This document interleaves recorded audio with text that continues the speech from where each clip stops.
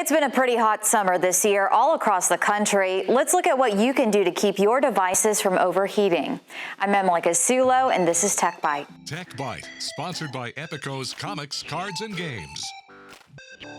People and pets aren't the only ones who get hot. Your tech does too. The heat with the summer is so important. So we want to keep our devices at a temperature between 32 and 95 degrees. This includes smartphones, tablets, and most smartwatches. But there are things you can do to keep those gadgets from overheating. Make sure your device is up to date for one, and don't leave it in a hot car.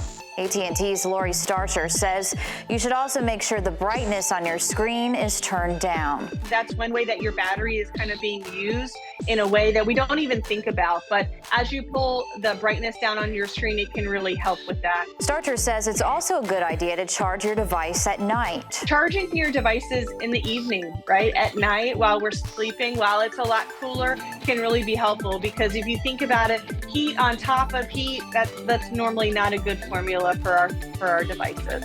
So what should you do if your device does overheat and shuts off?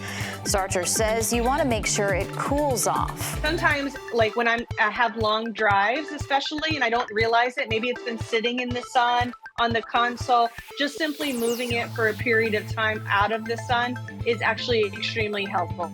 So just allowing some time for it to cool down can really be the difference between your device overheating and kind of getting kaput to just, simply needing a pause. Another thing to keep in mind, if you need the gadget to cool down, don't put it in the fridge or freezer to speed up the process. That'll only damage it more.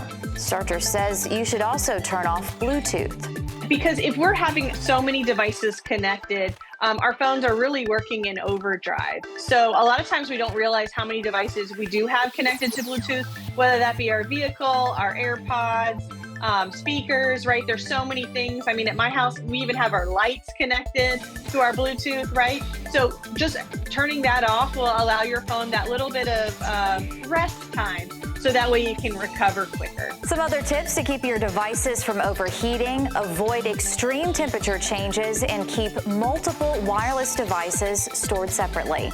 I'm Emily Casulo, and that's this week's Tech-byte. Tech-byte, sponsored by Epico's Comics, Cards, and Games.